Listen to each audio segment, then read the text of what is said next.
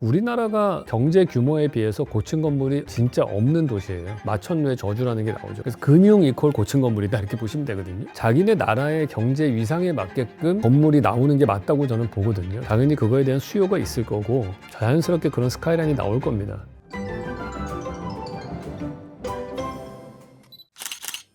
네, 안녕하세요 왓슨 여러분. 이번 시간에는 세계적인 대도시들의 스카이라인에 대해서 이야기 나눠보도록 하겠습니다. 스카이라인이라고 하는 거는 제가 전에 말씀드렸죠. 인간과 자연이 줄다리기를 하는 것이다. 도시의 스카이라인이 만들어지기 전에 우리 눈에 보이는 거는 뭡니까? 지평선과 수평선이죠. 그래서 서울 같은 경우에는 주변에 산으로 딱 둘러싸여 있잖아요. 그 산하고 하늘하고 만나는 그 라인이 스카이라인인 거죠. 그리고 저쪽 호남 평야 같은 데 가면은 이제 평지로 주로 돼 있을 것이고, 바다에 나가면은 수평선이고, 남해 다도에 가면 중간중간에 섬들이 있고, 결국에는 하늘하고 땅이 만나는 그런 곳의 라인인데, 그게 결국엔 다 자연으로 만들어져 있다가 인간이 건물을 짓고 그 건물의 높이가 높아지면서부터 주변의 자연 경관을 가리고 결국엔 빌딩으로 만들어진 스카이라인이 나오게 되는 거죠. 그래서 어느 지역에 어느 시대에 만들어졌느냐가 그 건물들의 규모와 높이를 결정하는 거고요. 그것들이 모였을 때 스카이라인이 완성이 되는 겁니다. 그리고 그게 그 도시의 캐릭터가 되는 거죠. 예를 들어서 에펠탑이 있는 파리 같은 경우에는 보통 17세기, 18세기에 지어진 그런 건물들, 19세기에 지어진 건물들과 에펠탑이라고 하는 거가 합쳐져 가지고 독특한 스카이라인을 만드는 거고, 로마는 로마 시대 때 만들어졌던 도움 건축이라는 게 활성화가 되면서 만들어진 많은 로마 시대의 성당들의 도움들과 하늘이 만나면서 만들어지는 독특한 스카이라인이 있는 거죠. 맨하탄은 또 맨하탄 나름대로 고층 건물로 만들어진 용적률이 극대화되어 있는 형태의 일반적인 현대 도시의 스카이라인이 만들어지는 거죠. 그래서 이것들이 각각의 도시의 캐릭터를 결정을 합니다. 그래서 스카이라인이라고 하는 거에서 여러 가지 시대적인 상황, 그다음에 건축에 쓰이는 재료, 그 당시의 기술력, 그다음에 법규가 되게 중요한 역할을 하죠. 뉴욕 같은 경우에 이러한 독특한 스카이라인이 나온 거는 사실은 뉴욕하고 서울은 거의 똑같은 건축 재료로 만들어진 도시잖아요. 도쿄도 그렇고요. 근데 도쿄와 뉴욕과 서울 뭐가 다르냐? 이 세 도시의 스카이라인을 비교를 해보면은 되게 독특한 스카이라인의 원칙을 알 수가 있어요.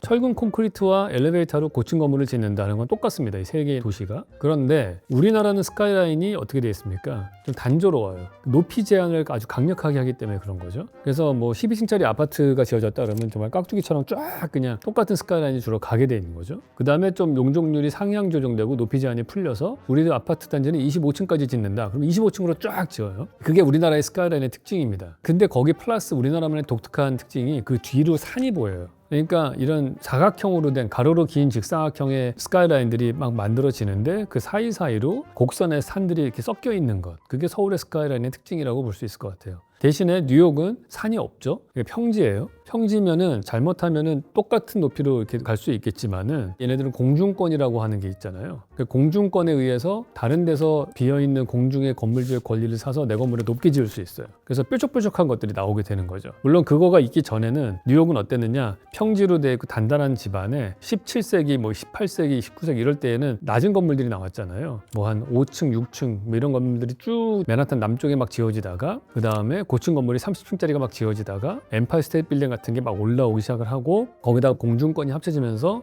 100층짜리 같은 것들이 막 나오고 초고층 건물이 나오고 해서 결국에는 저층형으로 된 건물, 그 다음에 30층짜리 철근 콘크리트 건물, 그 다음에 약간 고층 건물, 초고층 건물 한 4가지가 섞여 있다고 볼 수 있어요. 그래서 이 4가지가 막 어우러져 가지고 만들어진 게 이제 맨하탄의 스카이라인이다. 그래서 공중권이라고 하는 법규, 각종 세금 정책 뭐 이런 것들이 지금의 이 맨하탄의 스카이라인을 결정했다고 볼 수 있는 거죠. 그런데 거기에 이제 비교돼서 도쿄는 어떠냐? 도쿄하고 우리도 둘 다 2차 세계대전과 한국전쟁 이후에 급속하게 경제 발전을 이루어서 만들어진 도시는 똑같은데 다른 점이 있다면은 서울은 내륙에 있고요. 도쿄는 바닷가에 있죠. 바닷가에 간척 사업을 통해서 땅을 확장시킨 곳이 많습니다. 그러니까 평지가 되게 많아요. 그리고 주변에 높은 산이 별로 없어요. 그래서 도쿄는 오히려 어떤 면에서는 좀 더 삭막해 보이기도 해요. 정리정돈은 되게 잘 돼 있는데 주변에 산이 안 보인다는 얘기는 멀리서라도 보이는 자연환경이 없는 거죠. 대신에 도쿄는 공원이 되게 많죠. 우에노 공원을 비롯해서 막 여러 가지 공원들이 중간 곳곳에 있어서 도쿄는 도시개발을 할 때 현대에 들어서는 사실 런던을 모티브로 삼아서 많이 참고를 했기 때문에 런던과 도쿄 둘 다 섬나라고 둘 다 왕정이 아직 살아있고 왕이 쓰던 사냥터가 하이드파크로 바뀌었고 여기도 일왕이 있는 주변에 공원이 만들어져 있고 등등 해서 공통점이 되게 많거든요. 그래서 서울하고는 조금 다른 형태의 스카이라인을 가졌다. 도쿄는 그렇게 보실 수 있을 것 같습니다. 대도시의 스카이라인을 한번 보면은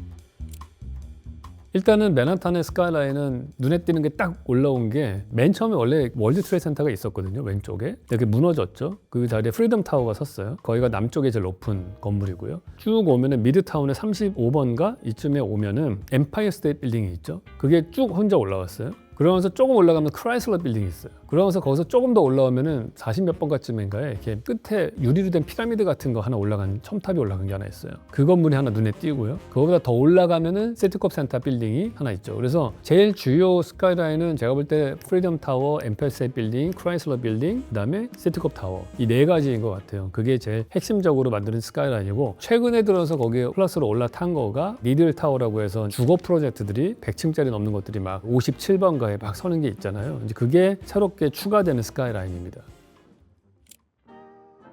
보스턴의 스카이라인은 고층 건물 높이를 10층 이하로 제한을 했대요. 보스턴은. 그래서 되게 낮은 건물들이 있다가 초고층 건물이 필요하겠다. 그래서 다운타운에 가면 이제 고층 건물들이 많이 들어섰습니다. 주로 어디냐? 금융단지가 발달한 곳이 고층 건물이 들어서요. 왜 그러겠어요? 뉴욕 다운타운도 월스트리트 있는 근처가 고층 건물이 많잖아요. 파이낸셜 센터 이런 것들이 들어서고 월드 트레이드 센터도 있었죠. 그 다음에 홍콩에 가도 센트럴 에어리어가 금융단지죠. 거기 고층 건물 있잖아요. HSBC나 뭐 뱅크 오브 차이나 이런 것들이 있죠. 마찬가지로 보스턴도 그래요. 보스턴도 다운타운 쪽에 가면 고층 건물이 있습니다. 그 이유는 고층 건물 지으려면 돈이 필요하고 돈이 필요하면은 자본주의의 파이낸스 시스템이 필요해요. 그러니까 은행 돈을 빌려서 짓는 거예요. 결국에는 은행 돈 제일 잘 빌릴 수 있는 데가 어딥니까? 은행들이죠, 뭐. 그러니까 은행들과 보험회사 이런 데들이 자본을 빨리 싼 값에 빌려서 고층 건물을 지어서 자산 가격을 띄어서 돈을 버는 이게 일종의 공식처럼 된 거예요. 그러니까 우리나라도 보시면은 맨 처음에 건물들이 들어선 데들이 사거리의 코너 땅에 은행 지점들이 들어갔잖아요.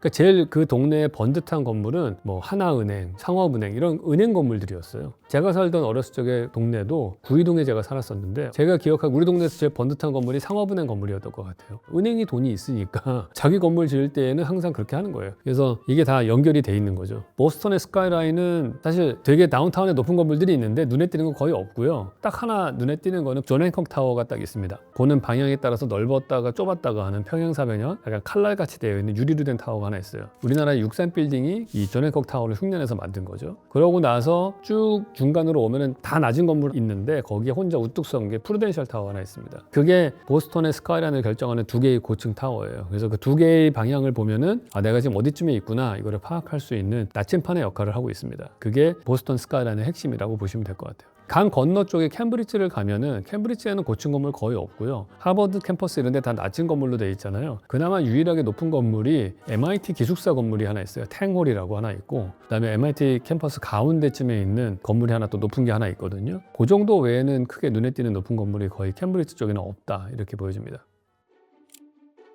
워싱턴의 스카이라인은 좀 다르죠. 워싱턴은 정치 도시잖아요. 그러니까 금융회사가 없지 않습니까? 그래서 여기는 초고층 건물이 별로 없는 거예요. 그러니까 워싱턴은 도로망 자체가 좀 다르죠. 맨하탄은 격자형으로 되어 있는 도로망이라면은 이 워싱턴 DC 같은 경우에는 격자형에다가 방사형, 파리의 방사장이 들어가면서 약간 독특한 도시 그리드망이 나왔고 그 도시망에서 이제 저층 건물 중심으로 해서 행정기관들이 쭉 들어서 있는 뭐 재무부 건물, 뭐 국방부 건물 이런 것들이 들어가서 높은 건물이 없고 대신에 국가의 정신이라고 할 수 있는 상징적인 물건들이 워싱턴 모니먼트 같은 것들이 올라가는 거죠. 그다음에 국회의사당 건물 도움이 되게 높죠 여기가. 그러니까 이거는 보시면은 되게 웃기는 게 워싱턴 모니먼트 같은 거는 원래 어디서 온 겁니까? 그 이집트에서 온 상징물이잖아요. 근데 그 이집트에서 온 이 상징물을 제일 도시 설계에 잘 쓴 나라가 어디냐? 로마거든요. 로마에 가시면은 이제 광장에 오벨리스크들을 이집트에서 띄어갖고 온 것들이 있어요. 그러니까 로마 제국 이전에 최고의 제국은 이집트였던 거고 우리보다 선배 제일 큰 애가 이집트니까 이집트의 뿌리라고 할 수 있는 오벨리스크 띄어다가 오는 거예요. 내가 다음 주인이다를 보여주는 거죠. 그래서 그걸 갖고 와서 자기 도심에 갖다 받고 그 다음에 돔을 얹었잖아요. 그 옆에다가 뭐 판테온과 뭐 이런 돔이 생기지 않습니까? 그리고 중세 때는 이제 성 베드로 성당 같은 돔이 만들어지는 거죠. 그게 이제 로마의 스카이라인인데 이 워싱턴 DC도 비슷해요. 오벨리스크를 스케일을 한 곱하기 100 정도 해가지고 엄청나게 워싱턴 기념관이라는 걸 하나 딱 세워놓고 우리가 로마 다음에 계보를 잇는 그런 제국을 표방을 하죠. 로마가 독수리가 상징이면은 미국도 독수리가 상징이고 로마 원로원 시스템을 미국의 행정부의 상원의원, 하원의원 시스템을 만들어 놓은 거고 그래서 그걸 롤로 해가지고 도시도 약간 그거와 비슷하게 만드는 거죠. 그래서 국회의사당 건물의 돔과 오벨리스크가 있는 그러한 도시의 스카이라인을 만든 게 미국의 워싱턴 DC의 스카이라인이다 이렇게 보시면 됩니다.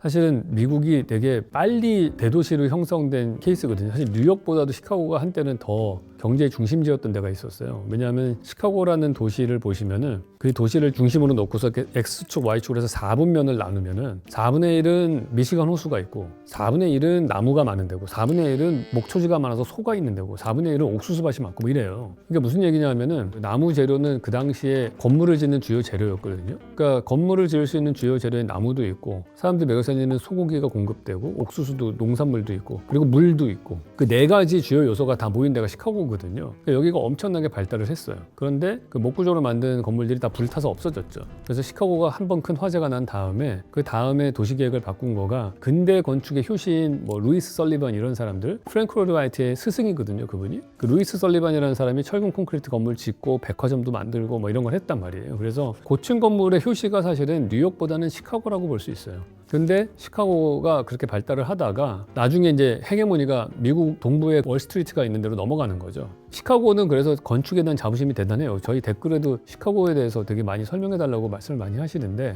사실 제가 뭐 그렇게 뉴욕만큼 아는 게 없어서 드릴 말씀이 그렇게 많지는 않은데 그곳의 스카이라인은 독특한 또 나름의 스카이라인이 있죠. 그래서 그 특징이 뭐냐면은 한쪽은 미시간 호수가 쫙 있고 호숫가로 고층 건물이 들어서 있거든요. 그러니까 이 극적인 대비가 있어요. 쫙 고층 건물들이 있다가 어느 한순간 완전히 플랫한 수평선으로 바뀌거든요. 그게 저는 이 시카고 스카이라인의 특징이 아닌가 생각이 들어요.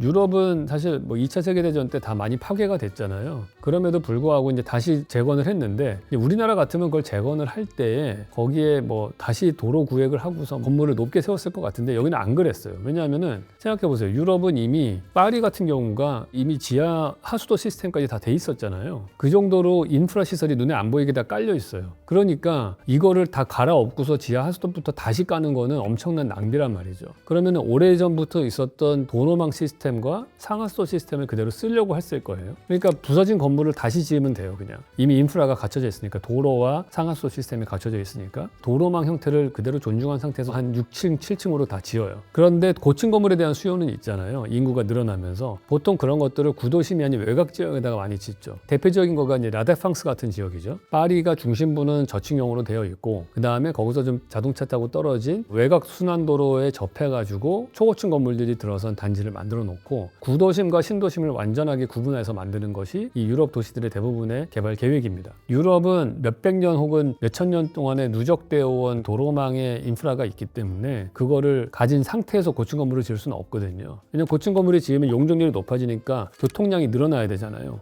교통량이 늘어나는데 그 옆에 차선 폭이 뭐 한 4차선, 5차선밖에 안 되면 그걸 감당을 못하기 때문에 그 구도심에다가 고층 건물을 넣기는 어려운 거죠. 그래서 아예 그냥 외곽으로 뺀 상태로 도시가 개발되는 경우가 대부분입니다.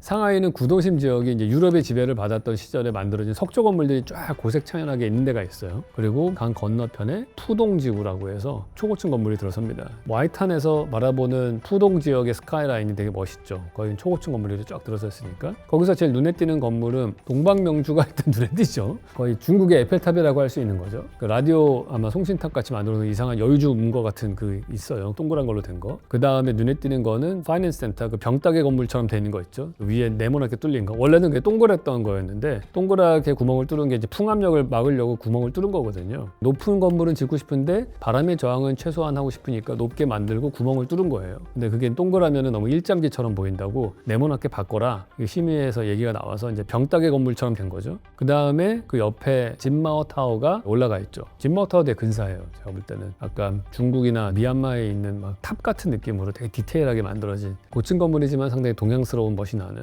그런 건물이 하나 있습니다. 싱가포르는 여기도 금융이 발달한 곳이니까 엄청나게 고층 건물이 많은 곳이죠. 그래서 금융 이퀄 고층 건물이다 이렇게 보시면 되거든요. 고층 건물이 되게 많은데 이제 그 중에서 제 싱가포르의 스카이라인을 결정한 거가 마리나 베이 샌즈라고 그 위에 배가 올라간 것 같은 건물 있잖아요. 호텔 세계동에 있고 우리나라 쌍용 건설에서 시공을 했던 그 프로젝트가 있죠. 되게 멋있죠, 그 건물. 근데 그게 거의 이제는 싱가포르를 상징하는 스카이라인이 된 것 같아요. 홍콩의 스카이라인은 되게 독특하죠. 그러니까 고층 건물을 지으려는 기술력이 있죠. 왜냐하면 홍콩은 영국의 조차지였으니까. 그래서 영국 건축가들이 활동을 많이 했잖아요. 노원 포스터가 HSBC 빌딩도 짓고 많은 영국 은행들도 들어가 있고, 그래서 고층 건물들이 많이 들어가 있고요. 근데 경사지에 고층 건물이 들어간 그런 특징으로 되어 있는 거죠. 근데 이 홍콩이 갖고 있는 다른 도시하고 다른 변수가 하나 있는데 그게 풍수질입니다. 풍수지리 때문에 뭐 빌딩의 각도나 위치를 띄워야 되네 뭐, 그래서 그 풍수지리사들이 엄청나게 돈을 버는 직업이라고 하더라고요. 이사 갈 때마다 걔네들이 컨설팅을 받아야 되는 거니까. 돈 많으신 분들이 다 그런 속성이 있어요. 왜냐하면은 사업을 할 때 중요한 것 중에 하나가 운을 타야 되잖아요. 그러니까 자기가 아무리 노력을 해도 운의 흐름에 따라서 자기가 크게 성공하기도 하고 실패하기도 하는 경험들이 다 있습니다. 그러다 보니까 이 사람들이 약간 무속 신앙을 믿는 경향들이 좀 있는 것 같아요. 돈이 많으신 분들일수록 또 그런데 많이 물어보시더라고요. 그래서 풍수하시는 분들이나 이런 분들한테 물어봐서 기왕 할 거면은 기분 좋게 그렇게 하는 거, 날짜를 뭐 손 얻는 날을 정한다든지. 저한테도 맨날 건축주분이 그런 거 물어보시는 분들 많아요. 풍수지리 아시냐. 그래서 현대식으로 설명을 자꾸 드리려고 하는데, 어쨌든 홍콩은 그 영향을 좀 받는다, 그런 게 있습니다. 두바이 스카이라인은 유명하죠. 두바이는 부르즈 칼리파 때문에 유명해진 거죠. 부르즈 칼리파를 얘기할 때 제가 만든 말이 하나 있어요. 높이 2배의 법칙이라고 있습니다. 높이 2배의 법칙은 뭐냐? 전에 제일 높은 건물보다 2배는 높아져야지 높다는 느낌을 갖는다. 대한민국에서 현재 제일 높은 건물이 뭡니까? 롯데 월드타워죠. 123층인가 그래요. 그 전에 제일 높게 느꼈던 건물이 뭐예요? 63빌딩입니다. 딱 절반이죠. 63빌딩 전에 제일 높다고 느꼈던 건물이 뭐냐? 31빌딩이에요. 항상 2배가 늘어날 때마다 높은 건물의 대명사가 바뀝니다. 31빌딩 지은 다음에 얼마 있다가 32층짜리 롯데 호텔이 지어졌거든요. 근데 아무도 롯데 호텔이 제일 높은 건물이라고 인정 안 했어요. 31빌딩이 더 높다고 했지. 쭉 지어지다가 63층 딱 지어지니까 높네라고 느꼈어요. 그 다음에 70층짜리 지어져도 사람들 신경도 안 쓰다가 120층짜리 지어지니까 높네 느껴요. 그럼 이 다음에 높은 건물이라는 대명사가 바뀌려면은 240층 지어야 되는 거예요. 전 세계에서 제일 높은 건물의 대명사가 뭐였냐? 옛날에는 피라미드였습니다. 높이가 150m예요. 150m가 제일 전 세계에서 높은 건물이라는 이미지가 한 4,000년 유지가 된 거예요, 거의. 물론 성 베드로 성당이 좀 더 높거든요. 근데 성 베드로 성당은 별로 높다는 생각 안 해요, 사람들이. 아무도. 피라미드가 제일 높다고 생각했지. 그러다가 그게 깨진 게 언제냐? 에펠탑이 만들어지면서부터예요. 에펠탑이 딱 300m를 깼거든요. 높이가 300m면은 피라미드의 딱 2배죠. 그래서 에펠탑이 지어진 다음부터 높은 건물의 상징은 에펠탑이에요. 에펠탑보다 2배 되는 높은 게 나와야지 고층 건물의 상징이 되는 거예요. 그게 엠파이어 스테이트 빌딩인 거예요. 엠파이어 스테이트 빌딩보다 2배 정도 높아야지 돼요. 이제 그게 부르즈 칼리파 같은 거가 되는 거죠. 엠파이어 스테이트 빌딩 이후에 월드 트레이드 센터나 뭐 이런 것들이 높은 건물 많이 지어졌는데, 엠파이어 스테이트 빌딩보다 딱 2배 정도 높아진 부르즈 칼리파가 나온 다음부터 그 대명사가 바뀐 거거든요. 그럼 그 다음에 전 세계에서 제일 높은 건물이 되려면은 그거보다 2배 높아야 되는 거예요. 그래서 그 1마일 타워라는 게 있어요. 그걸 현실화 시키려고 했던 게 사우디아라비아에서 했던 제타 타워라고 있거든요. 이제 그거 하다가 중단됐죠, 지금. 중간에 빈살만이 쿠데타 같이 정권을 장악하는 바람에 그 전에 계획했던 거 다 스탑시켰거든요. 제타 타워가 지어졌으면은 높은 건물의 상징이 좀 바뀌었을 수 있겠지만은 어쨌든 지금 그런 상황입니다. 그래서 두바이가 엠파이어 스테이트 빌딩이 갖고 있었던 높은 건물의 상징을 뺏어 갖고 온 거예요. 그러니까 두바이가 지금은 이제 맨하탄의 계보를 이어서 고층 건물의 상징적인 도시가 된 거죠. 우리나라가 경제 규모에 비해서 고층 건물이 진짜 없는 도시예요. 그 이유가 다른 데보다 규제가 좀 많죠. 맨하탄은 애초에 건축 규제라는 게 없었기 때문에 그냥 거의 무제한적으로 올라갈 수 있던 시절이 있었고, 그러다가 너무 햇빛이 안 드니까 사선 제한 같은 게 생겨서 그나마 생겨난 법이 저층부에 포디움 같이 이렇게 있고 그 다음에 높은 타워가 올라가는 그런 식으로 만들어졌던 거거든요. 근데 우리나라는 사선 제한이 되게 강력한 규제로 걸려 있고, 그 다음에 높이 제한 같은 경우도 되게 강하게 규제를 하고 있기 때문에 거기다 뭐 공중권 이런 거가 없잖아요, 우리는. 그리고 높은 건물에 대한 반감이 되게 많아요, 우리나라가. 기본적으로 저희 선배 건축가 세대들은 주변에 산이 워낙에 아름답기 때문에 그거를 가리는 걸로 하면 안 된다, 이런 믿음이 굳건하시거든요. 그래서 고층 건물을 짓지 말자 막 이런 식으로 말씀을 하셨는데, 뭐 저는 개인적으로는 좀 지어도 되지 않나 싶어요. 이제는 고층 건물을 좀 허용해줘도 되지 않나 하는 생각이 드는데, 뭐 워낙에 우리나라가 평등한 사회를 주장하는 그 가치가 되게 높은 사회이기 때문에 그런 걸 별로 탐탁치 않게 생각하죠. 최근에 아파트 재건축을 하면서 고층 건물 많이 기획을 하는데, 사실은 한 50층 넘어가면은 경제성은 떨어집니다. 그거보다 더 높은 건물은 사실은 엘리베이터 코어가 너무 많이 생겨야 되기 때문에 공사비는 기하급수적으로 늘어나고 경제성은 떨어져요. 근데 높은 데 올라가서 바라보는 시선의 권력과 부동산 가치가 비례하기 때문에 그래서 높은 건물을 지으려고 하는 거죠. 그래서 한강가에 지어진 재건축 보면은 일장일단이 있거든요. 타워를 높은 걸 여러 개를 두면은 동간이 벌어지기 때문에 바람길을 더 많이 열어주고 뒤쪽에서도 한강으로 시야가 더 열리게끔 돼 있는 장점은 또 있거든요. 근데 그거를 이제 심의 단계로 가서 거기 심의위원들이 다 난도질을 해가지고 더 낮추고 동수를 더 많이 늘리는 쪽으로 바뀌죠. 그러면 이제 뒤쪽에서는 더 많이 뷰가 막히는 현상이 생기는 거예요. 그래서 저는 약간 좀 자유롭게 냅두면은 중층형의 그런 여러 동으로 들어간 단지도 나오고 고층형의 동간이 좀 벌어진 것도 나오고 적절하게 변화가 생기는 게 낫지 않나, 저는 그렇게 생각은 해요. 저는 그래도 현대 서울에서 가장 눈에 띄는 고층 건물은 파크원 빌딩이 제일 눈에 띄는 것 같고요. 리차드 로저스가 설계한 고층 건물이고 약간 트윈타워처럼 올라가 있으니까 더 눈에 띄는 것 같고, 그리고 스카이라인에서 특히 눈에 띄는 건 이제 국회의사당 건물이겠죠. 도움으로 돼 있으니까. 그 다음에 남산타워가 눈에 띄죠. 남산타워는 남산 플러스 타워잖아요. 그러니까 우리나라의 전형적인 산의 스카이라인과 고층이 합쳐진 케이스예요. 그러니까 다른 나라에는 보기 어려운 그러한 스카이라인의 형태인 거죠. 그래서 그게 되게 독특한 스카이라인이라는 생각이 들고요. 좋고 나쁨을 떠나서 하여튼 독특하다, 저는 그렇게 생각을 합니다. 그리고 당연히 요즘에 롯데 월드타워가 눈에 압도적으로 띄죠. 강남을 다니다 뭐 강북도 그렇고 고개 들면 안 보이는 데가 없는 것 같아요. 그게 정말 압도적인 스카이라인을 차지하고 있는 것 같아요. 그리고 강남 일대에 센터필드라고 옛날에 르네상스 빌딩이 있던 자리에 좀 높은 건물이 하나 올라섰기 때문에 그거 눈에 띄고, 강남의 되게 독특한 스카이라인 특징 중에 하나가 저는 타워 팰리스가 아닌가 싶어요. 그러니까 강남에 가장 높은 건물을 섰는데 그게 아파트 건물이었잖아요. 그러니까 일반적으로는 금융센터들이 고층 건물로 들어서거든요. 근데 아파트 건물이 그 일대에 제일 높은 건물로 들어간 케이스여서, 그래서 이 타워 팰리스가 되게 눈에 띄는 독특한 케이스예요. 지금 맨하탄은 그렇죠. 지금은 초고층 건물이 아파트 건물로 지어지고 있잖아요. 100층 넘는 것들이. 홍콩도 산 쪽에 꼭대기에 고층 건물로 들어선 것들이 다 주거 타워거든요. 뭐 그런 특징들이 좀 있는 것 같아요. 저는 거기가 되게 근사한 스카이라인이 나오면 좋지 않을까 생각은 합니다. 근데 우리나라가 과연 그 수준이 되느냐. 국제 업무 단지가 되면은 저는 고층 건물이 들어서는 게 좋을 거라고 생각을 해요. 이 얘기는 뭐냐 하면은, 우리가 홍콩이나 싱가포르 정도의 금융의 허브가 된다면 당연히 그거에 대한 수요가 있을 거고 자연스럽게 그런 스카이라인이 나올 겁니다. 근데 오겠다는 외국계 기업도 없고 뭐 금융의 중심지도 아닌데 고층 건물만 딥다 지으면은, 그러면은 결국에는 거기에 만들어진 오피스가 주변에 있는 모든 오피스 수요들을 다 빨아들여 가지고 다른 지역들이 슬럼화될 수 있는 효과만 생길 거다, 저는 그렇게 생각은 해요. 자기네 나라의 경제 위상에 맞게끔 건물이 나오는 게 맞다고 저는 보거든요. 자연스럽게. 억지로 여기에다가 그걸 만들어야지 이런 생각보다는 그냥 자연스럽게 그게 나와야 되는 거고, 말씀드린 것처럼 고층 건물이 지어지려면은 필수적으로 되는 게 파이낸스거든요. 그래서 금융 자본이 자유롭게 움직이는 유동성이 높아져야지만이 그런 고층 건물이 지어져요. 그러니까 왜 고층 건물이 지어진 다음에 경제가 폭락하는 그런 현상들이 생기거든요. 마천루의 저주라는 게 나오죠. 그 이유가 뭐냐면은, 마천루가 지어진다는 거는 그 어마어마한 프로젝트가 허용이 될 정도로 유동성이 많이 공급됐다는 얘기거든요. 유동성이 많이 공급이 되면은 결국에는 이게 거품이 생기면서 나중에 크래시하게 되는 일이 생기는 거거든요. 자연스러운 현상인 것 같아요. 이 경제 흐름의 사이클에서. 근데 어쨌든 금융의 유동성이라는 게 풍부해지고 그 정도로 금융 시스템들이 글로벌하게 위상이 높아졌을 때면 저는 자연스럽게 고층 건물이 나와도 된다고 생각을 해요. 근데 뭐 그런 영향도 안 되는데 스카이라인이 예쁘니까 고층을 지어야 되겠다, 이건 좀 아니지 않는가. 오히려 우리는 야, 수요가 있으니까 고층 건물 지을게, 아파트 높게 짓게 해주세요 하면 또 그거는 허용을 안 하고, 수요는 없는데 오피스 빌딩만 고층으로 짓게 하고, 이거는 저는 오히려 좀 언밸런스하지 않나 하는 생각을 합니다. 자, 봅시다. 샌프란시스코 이 정도 되면 A급이라고 할 수 있겠지. 베이징 저는 캐릭터 없다고 봐요. 부산이 오히려 나는 괜찮은 것 같아요. 워싱턴 DC도 괜찮죠. 근데 뭐 그렇게 아름답다고 해야 되나? 런던 not bad. 보스턴 not bad. 상하이 어디 거의 A 티어가 제일 많은데, 파리 S 티어죠. 싱가포르도 S 정도 되죠.